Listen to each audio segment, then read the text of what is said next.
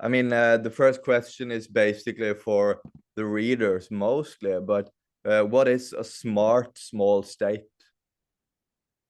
What is a small state? Yeah. I think I don't have to describe it because you live in one of those small states. I think you are much better in a position to describe that.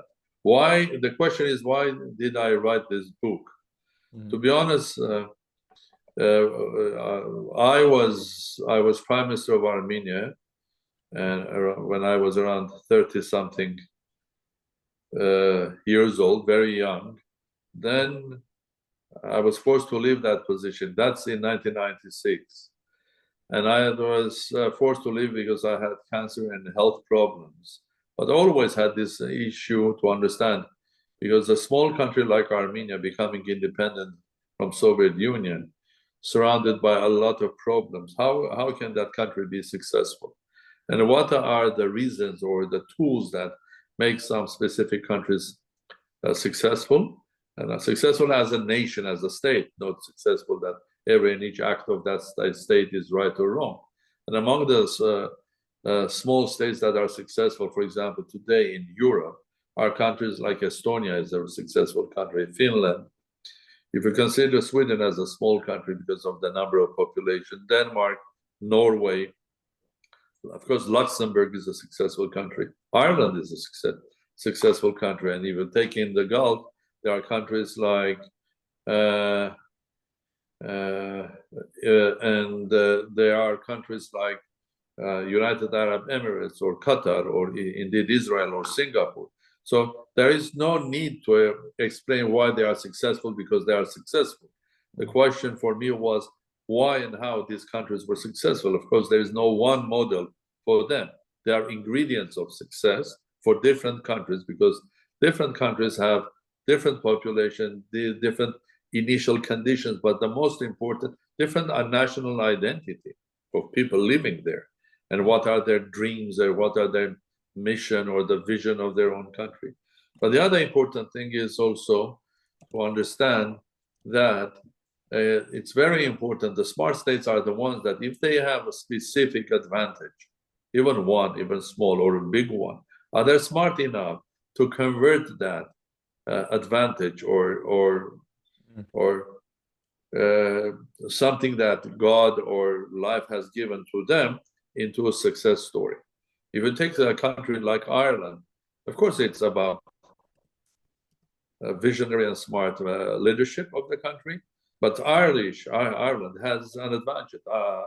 Ireland has a huge diaspora, people that live outside. Irish, they're Irish and they live outside.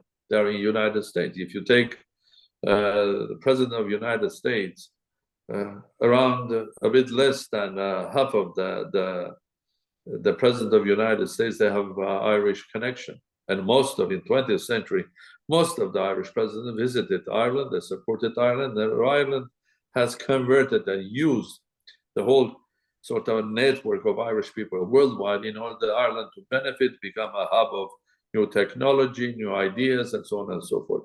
A country like United Arab Emirates or Qatar, they have a natural resource, and that resource is oil and gas. But having oil and gas doesn't mean that you are successful, because you can have oil and gas, and there are many countries, and I don't want to name them. They have huge resources, close to what Emirates or Qatar have, but they are not successful. But those countries had learned that they have to convert their natural resources into something, and both countries are investing a lot of money in infrastructure, in education, in science and technology. You go there, you have most of the American big universities, a lot of big universities there. A country like United Arab Emirates has a space agency. We were speaking with you about flying to space. And they're flying to moon, their satellites to moon and to Mars. I think when India thinks about sending something to the moon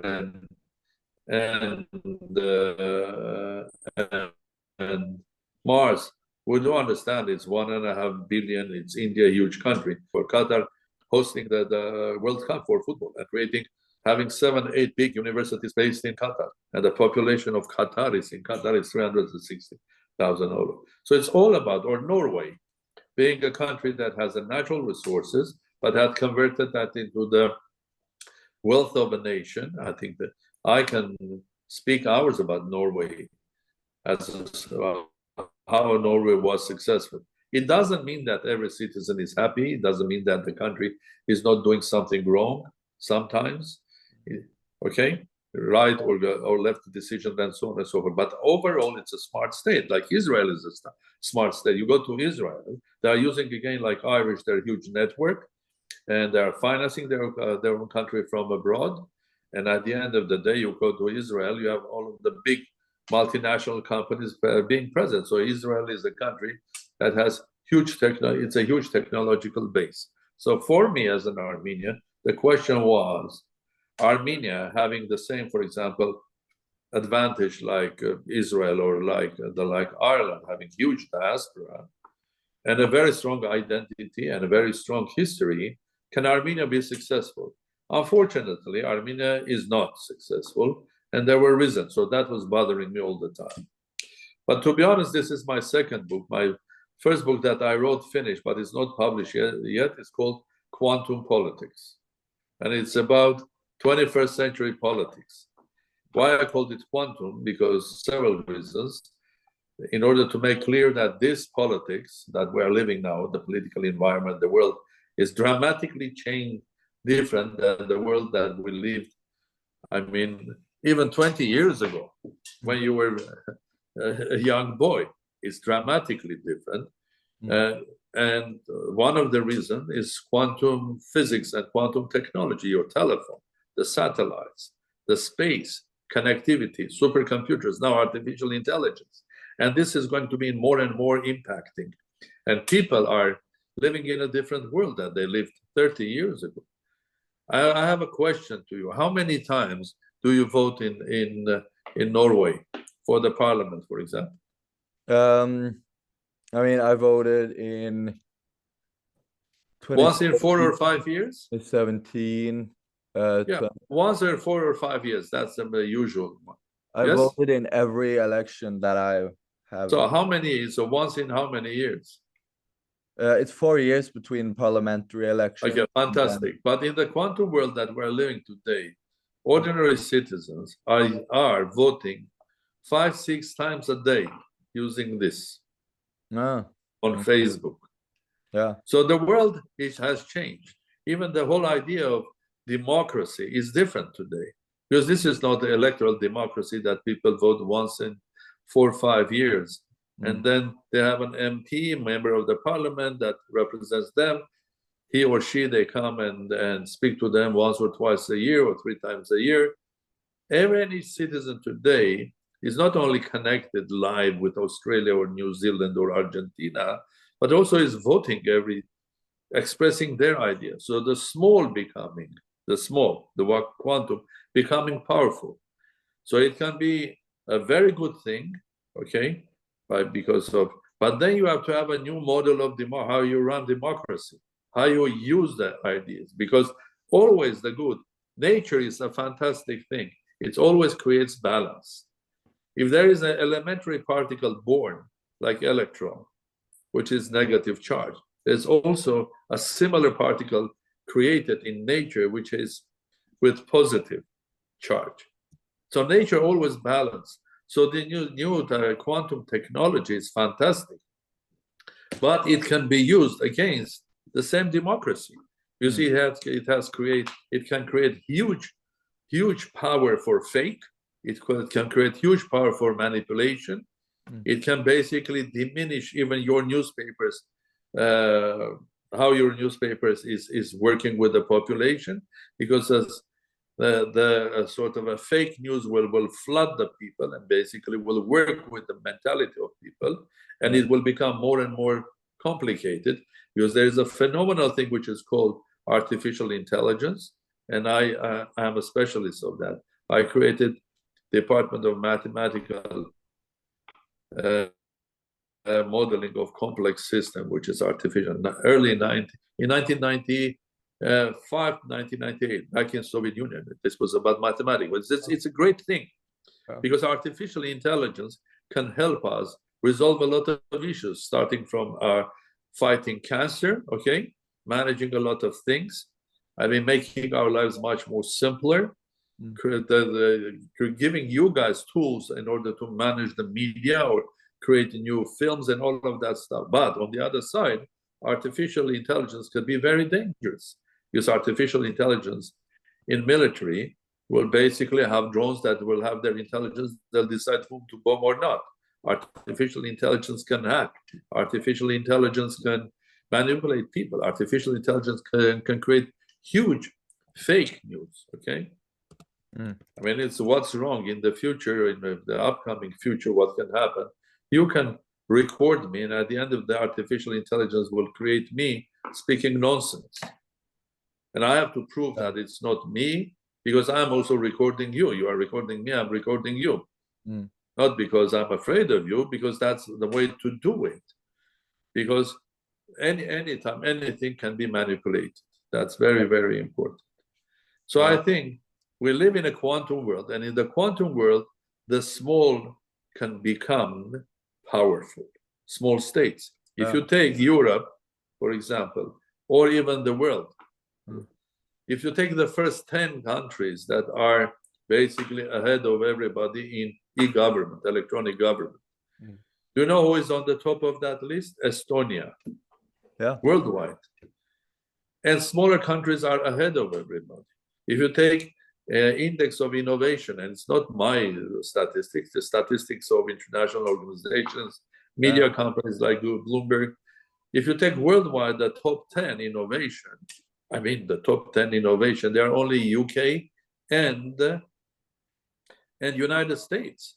All the others are small countries, including you, Sweden, including Ireland, including Singapore, small states, because they contribute a lot of money, attention to innovation. Even if you take good governance, who is better running the country? Is it France? Is it Germany? Is it the United States? No, small states. So small states are not only small, and small is beautiful, but also can be very powerful. But, and if, yes, please. So what I guess I would go into is specifics, and I mean you've already touched on, I think, a lot of these things, but you said earlier that like there's no standard model that works for everybody. It's more about the way of thinking. But if you could list, I guess there would be a few specific policies that will maybe work for everyone, or not. Okay, I will try. I think for that you have to read my book. Oh, I have. If you wish, I will sign it and send it to you. Yeah, to help. Yeah, you read it. So yeah. I think I tried to write a book which is not a very academic. I used to be professor of physics, mathematics. I can write a book which will be smart but very boring. I mean, it was just analysis and so on. But I decided to write a book that will also be sort of enjoyable. So it has some personal information. It looks like also a travel book about the different countries. But the aim is to show what are the common things that are needed in order to be successful. In order to be successful, first of all, it's very important that it's clear identity of the people there. Some people get their identity naturally. I mean, in Norway, I have been in Norway several times, many times. I have a lot of friends from Norway. And you have your specifics, although they can call you, they are Nordic people or the north of Europe. You come from Vikings. Well, Viking is something, a part of America are Viking, Russians are Vikings. Rus, the founder of Russian big one state, was a Viking. But it doesn't mean that you are Viking, but you are Norwegian and you have your identity, the way you think there will be. Secondly, but I'm sorry, but that identity, I would say, isn't like specific policy. No. Identity is not a specific policy. I will just put that together. Identity is not enough. There are nations that have strong identity, like Armenians, but we're not a successful state. We have very strong identity. You go to America, where Armenians live, they have their church, they have that, because we have our language, we are the oldest Christian state in the world. They have schools there, but the state didn't succeed. And it's not enough. You have to have a vision. What is that you want to achieve? I mean, for some, the vision is to make our country a sort of the best place to live to all Norwegians or anybody who is a citizen of Norway. Fine, that's a vision. Or someone like everybody knows what is the vision of a country like Israel, and everybody knows what is the vision for a lot of Irish people. But that's not, again, is not enough. You need a leadership, and the leadership can work in many cases through a democratic leadership. I mean, through a parliament, elected government. And or it could be in some cases, like in the Gulf, you have a leading family that is smart enough to understand that they have to lead, but also to basically go through a process of evolution. So the way they started was a monarchy, and it gradually goes and introduces, for example, institutions like a parliament, giving more power to people, distribute the wealth more, and so on and so forth. There are countries like Singapore that were absolutely problematic, because you have three nations in reality living in one place. These are the Chinese, Malaysians, and Hindu, three different religions. But there was a strong leadership of Lee Kuan Yew that brought them together and created a new Singaporean identity. Now, if you live in Singapore, people there, although they say, yes, I am from Malaysia, or I'm Chinese, or I'm Hindu, but they all like to be Singaporeans. So leadership important. I think it's exercised differently in your country through democratic elections, through parliament, in many other countries through individuals. So the moment you have clear national identity, which in Singapore is to create a strong state for three different constituencies, for three different nations, then a vision. What is that we want to achieve? We want to achieve, for example, Singapore becoming the most successful, the most powerful business center, and so on and so forth in the region. We want to become a hub where the different nations can work and live together instead of fighting to each other. So the moment you have clear identity, a vision, strong leadership, if you run it properly, you can create a mission for the nation. So people will be happy being Singaporean or Irish, citizens of Ireland, or indeed Norway, because that represents a mission. A mission is to make Norway the best place to live in on the planet. To make Norway one of the leading countries, let's say, in technology and the governance. And so that's a mission, because mission is something that the leadership and the system basically creates a joint venture with people, basically delivers that idea to people, gets a feedback, and creates a mission that majority of people in a country agree with that. So they want to be a part of that. Otherwise, they will revolt and they will change things. So that's a mission for a nation. For a small country, it's important to have a mission. I mean, if you are America, you can afford many things, because your mission is you are the biggest, strongest country and the most powerful country in the world. That's your identity. That's why in America, you have Mexicans, Irish, Jewish, Armenians, everybody lives, but they're all citizens of a country that has one clear identity. They are citizens of the most powerful country in the world. Chinese have their vision and mission. For a small country, it's very important that you really know where you are going, and people agree with those who are leading the nation.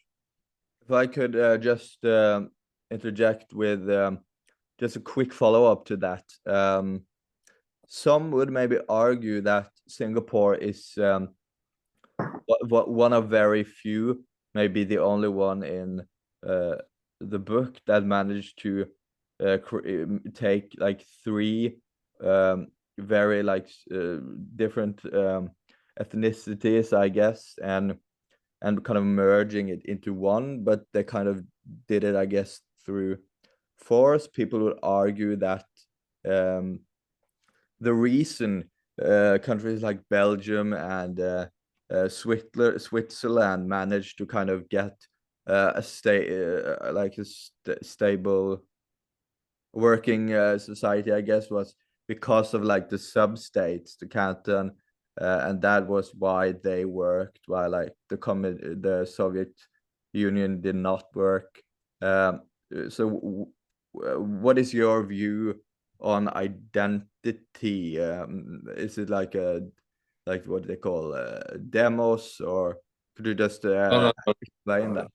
No, it's the way I agree with you. I think this is no one model, but if Singapore is the only one that has done its own way, that means it is possible to do. It is there. I think Singapore is a proof that the way they did it, with a very strong leadership, a sort of a beneficiary strong arm of a leader and so on and so, but they did it. I'm not there. I'm not the judge to judge are they good or bad. I'm not the judge to judge them. That's not the idea of this book, to judge about to speak about the human rights. And so there are thousands of other people speaking about that, about the human rights in this or that country, big or small, about how much democratic these countries are, and also what is the national identities of that. So, but the examples that you brought yourself is a small country like Switzerland, which is a part of my book as a chapter, and a small country like Singapore. They are so different, the way they achieved. Yeah. They're sort of a national harmony and the success, and a success in a form that both countries, if you take even GDP per capita, they are one of the highest in the world. People live well in these countries. These countries are modern, they are developing themselves, and basically these countries' success has different roots, but they are both successful. So my task was to analyze what are the causes, what is in common with these two, and even what is in common with these two, and let's say Qatar and Emirates. What is in common between them and let's say a country like Estonia, or indeed Botswana? That is a part of my book, an African state. Okay? I mean, I'm not basically going into the history or into have there been any suppression of nationalities? Have there been any stories of genocides or freedom, democracy? And one thing is clear, whoever you are, you start and build a successful state, okay? But the path to success goes through creating a mission for a nation. I mean, a dialogue with those who have the power or the vision, or those who are given them the power, okay? And that's important. If the nation doesn't have a mission in a sense that there's no harmony between those who are citizens and those who are leading them, then that will not work. So sooner or better, or even from first day, you have to find your way of dialogue between those who have the power and those who are given you the power. In different countries, it's different. And Switzerland was not Switzerland all of its history. And then even the land of Switzerland has a history of wars and blood and everything. But eventually, common sense prevailed, and there was a leadership that created the Federation of Switzerland on a phenomenally different concept, where basically every region who is sort of has an identity, Italian, German, or French, has sort of a huge amount of sort of independence and sovereignty, and that goes up to the level of an individual unit, quantum, which is a canton, or even smaller, a village. They have a lot of autonomy.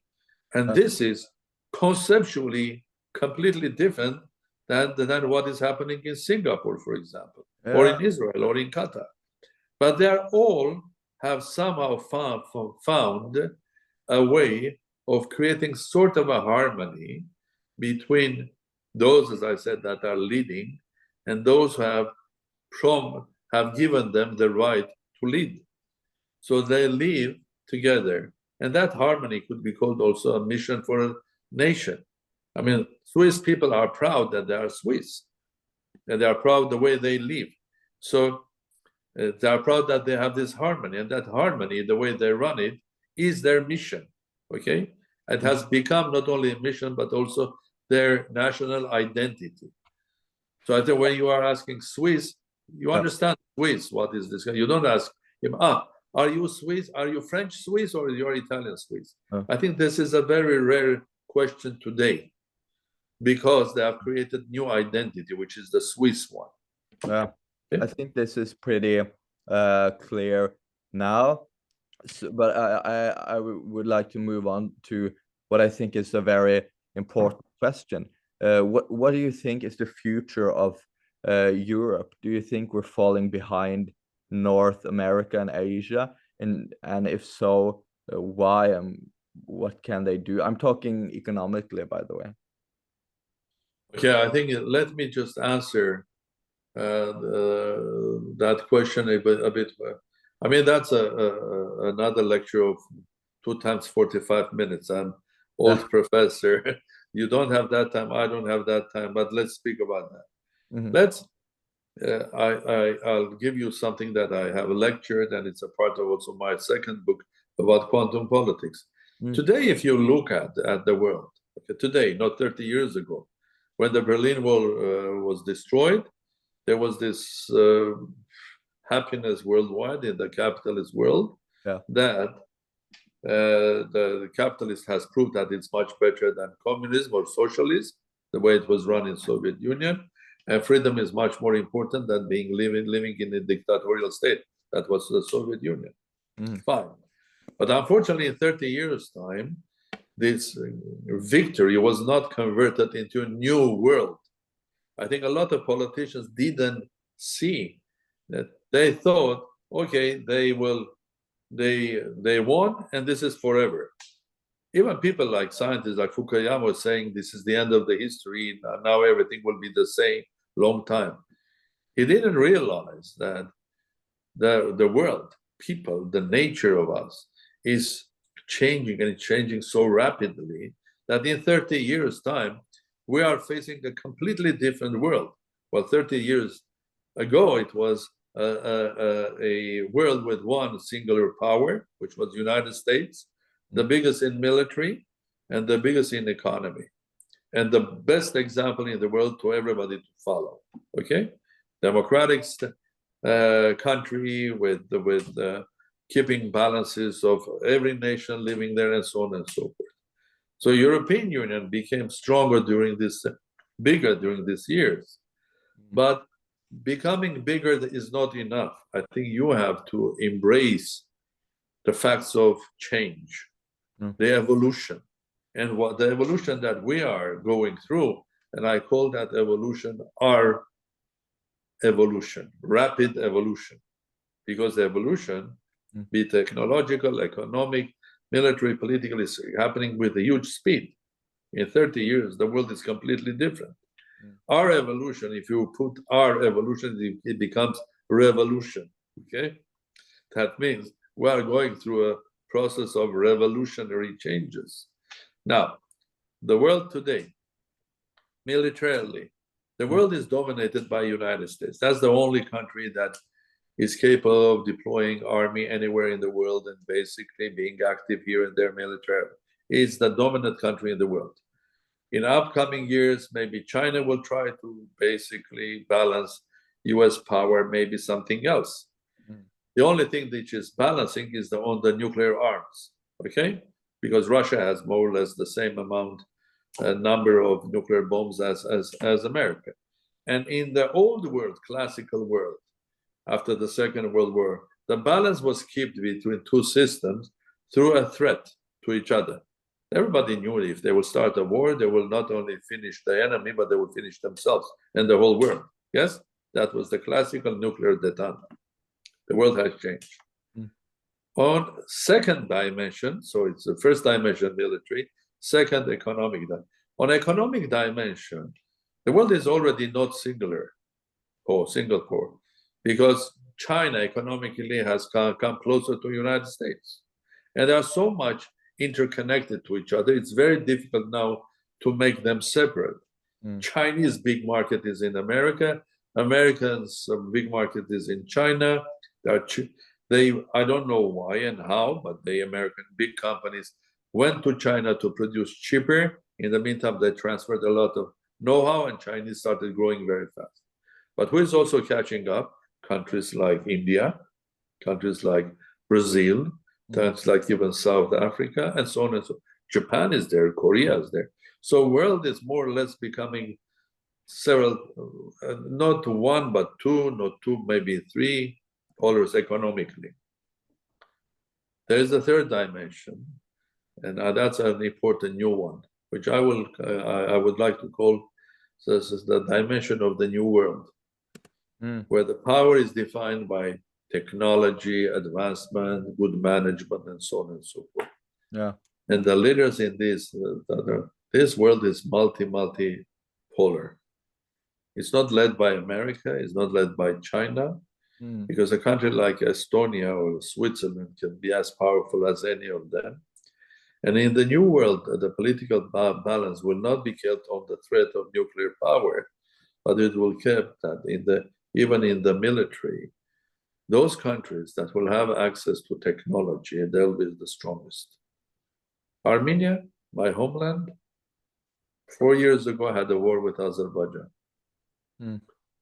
which was supported by Turkey. Armenia lost the war. Early 90s, there was another war, the same players. Armenia won the war. Now Armenia lost the war. Several reasons.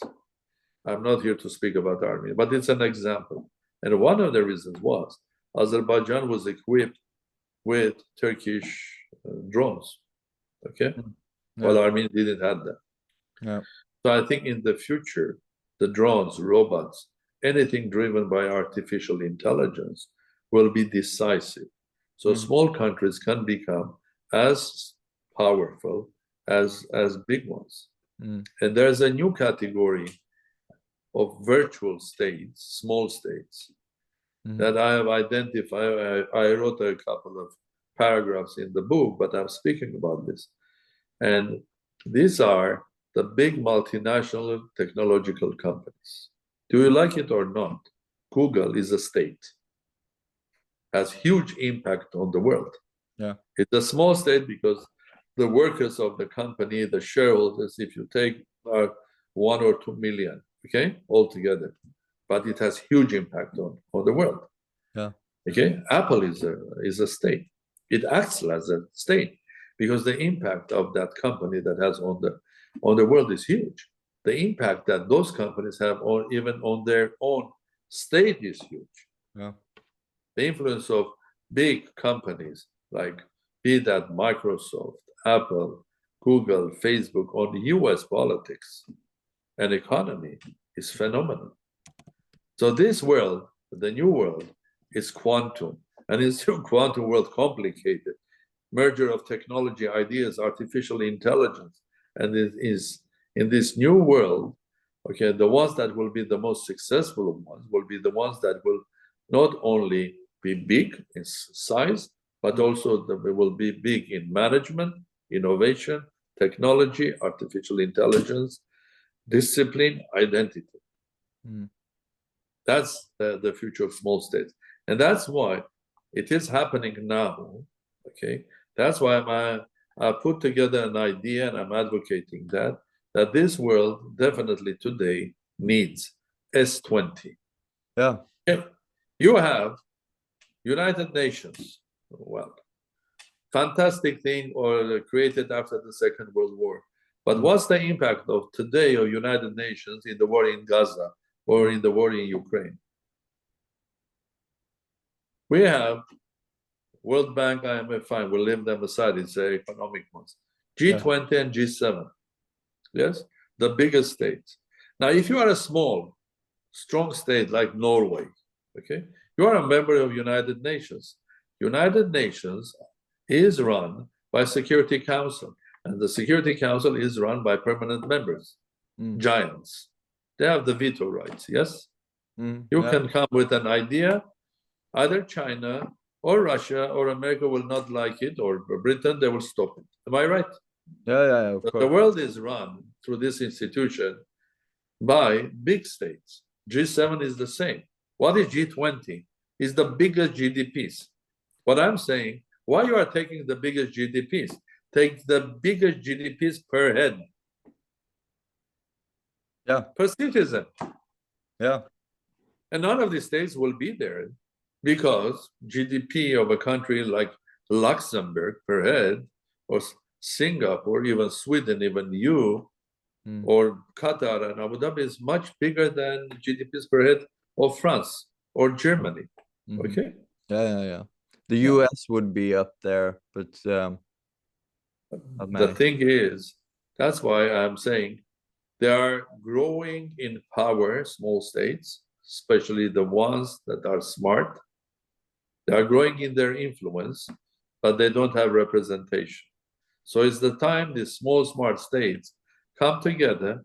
They represent not only them, but also other small states that are maybe not smart today, but maybe will become smarter tomorrow. But representing a new force in the new world, which are the small states, and their voice should be heard. If there's an organization of small states, S20 can have a representative in G20 or G7 or special one at the UN. So the voice of small states, which includes your country, will be heard. Much more integrated in the future design. Those small states will have huge impact on the future, but they don't have voice. This should be corrected. Exactly. Okay. Except for joining the creating and joining, co-creating and joining the S20, what should Norway do from now to become an even? I think it's. I'm not just an academic to have an idea. I used to be in practical politics, in business, and so on. So I think the first thing is an idea. Without idea, you cannot move. Of course, I've spoken about this to a lot of heads of states and governments in different countries. Not your government, but a lot of those, for example, that are in my book and more, much more. They like this idea, but it's liking idea, even if idea is a brilliant idea, doesn't mean that it will become reality. This is our life.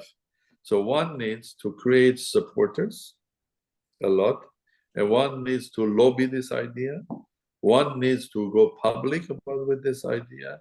And in this world, which is quantum with a lot of fake and a lot of methods that they will attack you, I know that if I push this idea, a lot of people that don't like this idea will start attacking me personally and so on and so forth. But that's the modern politics, okay? So one has to lobby this idea, and then the initiative should come from a couple of small states. That's why I'm not saying S20. I'm saying the club of small states. I mean, you start as a club.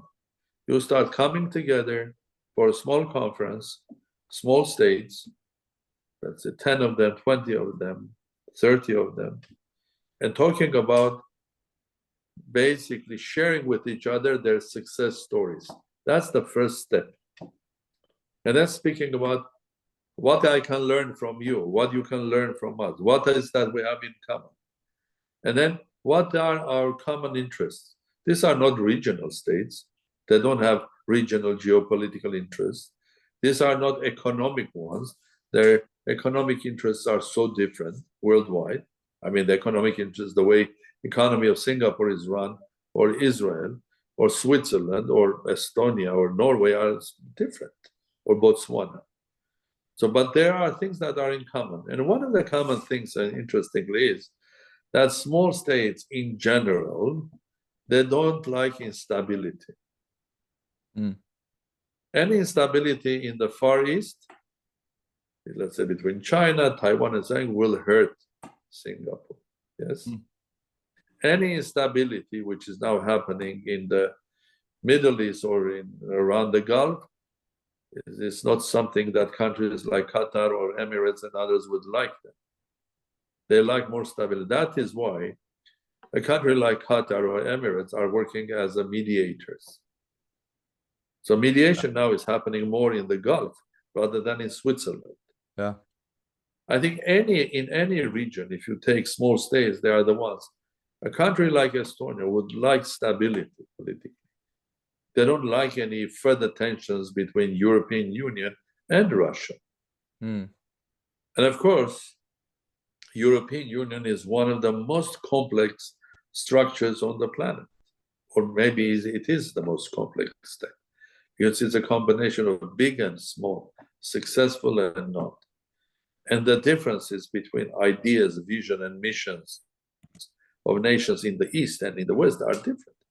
I mean, if you are Polish, you are much more concerned with what is Russia is doing than if you live in Germany, for example. You have different histories. Mm. Estonia, Lithuania, Latvia had a history of being a part of Soviet Union, conquered by Soviet Union. Well, Germany had a war with Soviet Union, but then Germany was benefiting buying gas from Russia. So the history is different. So how to unite all of that, a bit less than 30 countries, in one has to be creative, okay?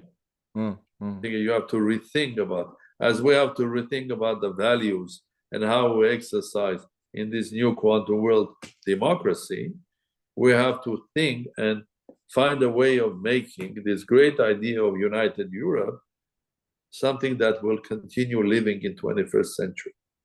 Because history is showing, if you are walking with the time, then you'll survive. If the time is ahead of you, then you will stop being existing. So any structure has to be either with the time or ahead of a time. That is called success.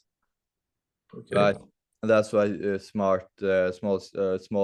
states are you more have to be ahead of the time. Company or you have to be ahead of the time. Physicist. So they're I guess they also say heavy objects are the hardest to move. Yeah, bigger inertia. Bigger inertia. So, but to accelerate a big thing is you need much more force and energy than a small thing to accelerate, give higher speed. Exactly. Yeah. So in terms of we touched on like specific policy, but one thing that I'm because when I read it, I tried to look at just commonalities, and I think I discovered some. So I want to hear if you think that is fair. It seems like every country is even one thing or the other. The one thing is quite state capitalist, like people call Norway as well, where the state is kind of strong and invests a lot in society, like in infrastructure or education, stuff like that, but also have a free market economy. Or it seems like a lot of the other countries are perhaps tax havens or something like that. It seems like all the countries are relatively new, or they have a relatively new states or relatively new constitutions. And maybe the last thing is good relations with the US. Do you think those thoughts are fair? Well, you had several thoughts. Yeah, very many. You also said, since we don't have much more time, unfortunately, I have to leave in 5-6 minutes. Yeah. I have another call at 11 o'clock. Yeah. But I'll try to answer that. I think the answer to you is that Fukuyama was dramatically wrong. There is no one model in the world to run. Secondly, we should not be afraid of that, because the gene of freedom, democracy, capitalistic behavior is out. It's worldwide now. There are no walls that they have not crossed. They have crossed the walls of Soviet Union. And what you are getting is there were 15 of us, and each of them has become something else. Some of them are sort of a bit more democratic and free. Some of them are not free. But everybody is sort of a capitalistic, sort of a state-run capitalistic. There are countries that are sort of a strange, absolute without democracy, even signs of democracy. There are states that are pretending that they are democratic, but they are capitalistic relations. One thing is saying, there's a lot that is happening, like in nature, there is mutation of ideas. Okay? Like in our body, the cells are mutating, creating cancer. In societies as well, there are mutations, or people pretend that they are democracy. Because democracy, you can define as, okay, what is democracy? Democracy is, if we go to the ballot, we are voting, and everything is fine. And European Union observers are coming and saying, these were much better, much more free elections, going to one of these republics of former Soviet Union.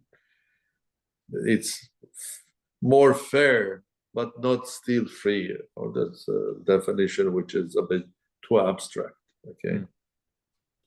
A lot of people have learned to pretend. We pretend that we are democracy. We have elections. Well, if you have elections, Iran is a pretty democratic state. They have elections, people go voting. But can you say in America that Iran is a democratic state?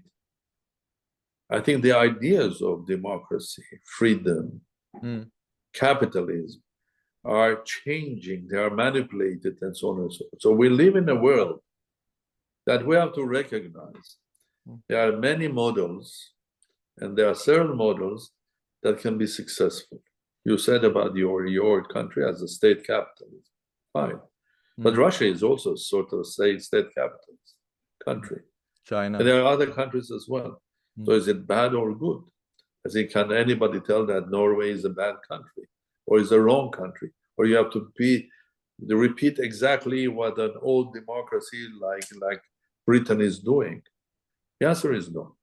Yeah. This new world is so complex and complicated that nations have to define. But one thing is clear as humans, for us, freedom is important.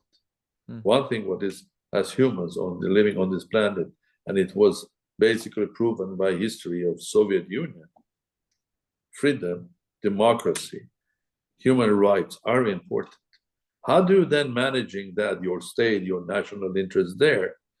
And competition is important. The moment you don't have a competition, things die. And things die, I mean, in many places, you not necessarily. I can give you another example. I was born in Soviet Union. In Soviet Union, everything was communist. No competition, nothing, no rights, nothing. Fine. Yeah. But there was one place where it was not like that. That was education. Because the system of an educational system in Soviet Union was based on an idea that every school, every teacher has to find the talent. Because Soviet Union had its advances and was competing with the United States, not because he had a huge industry, but he had smart people, scientists. So Soviet Union could compete with America on nuclear, on space and everything, not because it had, but America, huge factories and companies. No, it had smart people. So the school where I because I was a good student, I was supported by the state. They found that I had mathematical talent. They wanted to take me to a special school where all boys and girls that were strong in mathematics, they were competing each other to find the winner, like in mathematical Olympiad. When I was a student at university, I was getting a stipend. If you were a student, you were passing exam, you were getting a stipend. So the government was putting incentive into you to learn. Okay, not because they were nice. They needed you as future soldiers to fight capitalism. And in order to fight that, they embraced the idea of capitalism, competition, but that put that in education and science. Yeah. When I was a student, second year, very successful, I was getting a stipend named after Lenin, which was an average salary of a person. Can you imagine? Oh, You are just a student. That's You're incredible. getting a stipend. Oh, and when I was a PhD student, I was getting a stipend named because there were different named stipends. This one scientist, and of course the greatest scientist was Lenin, according to them. So the highest salary stipend was named after Lenin. I was getting a stipend which was equal to a salary of associate professor. Whoa. Just being a PhD student. Mm. But there was only one that sort of a stipend in the whole Republic of Armenia, Soviet Armenia, one in Armenia, one in Georgia. So everybody was trying to get that. So a huge competition in learning and becoming a good scientist. So another important, competition matters. Yeah. Freedom matters, democracy matters, competition matters, human rights matter. So if you can make your own model based on these basic ideas, then, and you are successful, then well done. That's the beauty of nature. And that's why this is what I was trying also to praise, that I have 9 countries in my book, they're all different. But we can say that they were successful. Yeah. Not in every aspect of human life, not in every moment of their history, no. But they are today considered as successful ones. Yeah. Okay. Yeah. Thank you for your time. I hope I liked your questions and I enjoyed our discussion. And thank you for organizing this. And if you have read the book, in the future, I'll be very happy to answer more questions. Or maybe when the second book comes up, you will have more questions about quantum politics. Definitely. I think that sounds very exciting.